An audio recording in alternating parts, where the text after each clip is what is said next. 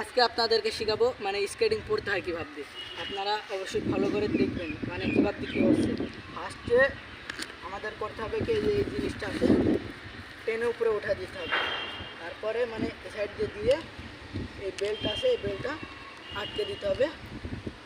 বেল্টটা আটকানো হয়ে গেলে আমাদের স্টেপ জ্বালা শেখাবো আপনাদেরকে কীভাবে শিখে। এবার এটা আটকে দিতে হবে, তার জন্য তার পা আটকে রাখবে। আর একটা করতে হবে, এটাও ঝুঁকাও, পা ঝুঁকাও।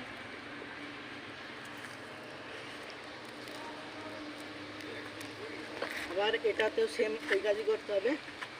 এটা এখানে দিতে হবে, পা ছেলের পা অনেক মোটা, সমস্যা নেই, এটা দিতে হবে। এটা যত মানে আপনি যেখানে পুশ বাতনা আছে আপনি ইচ্ছা হলে বড় করতে পারবেন, ছোট করতে পারবেন। তা আমি কিছু করব না, আমি ছোটই রেখে দিছি একবারে।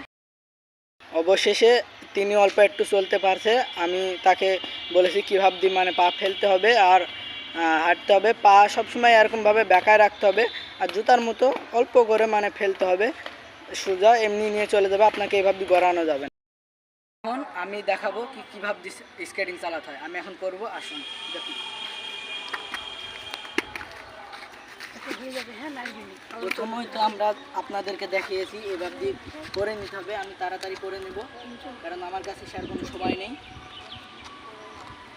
একটু করা হয়ে গেলে এটা জোরে জোরে বাড়ি মেরে দেবেন। আপনার পুশ বাটনে আপনি যত পারেন সাইজ বড় করে নিতে পারেন।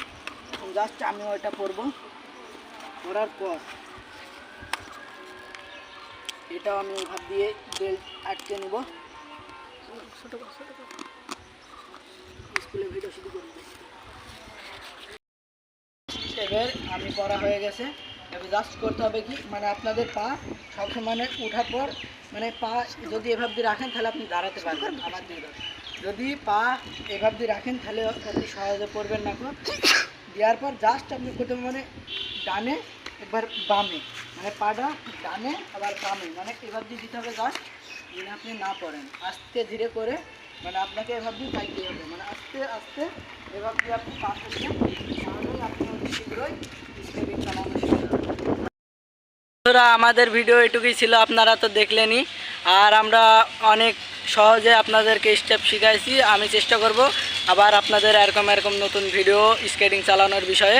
আমাদের যদি এই স্টেপটা ভালো লাগে আপনারা অবশ্যই সাবস্ক্রাইব করে দেবেন ইউটিউব চ্যানেলটা আর লাইক করে দেবেন একটা।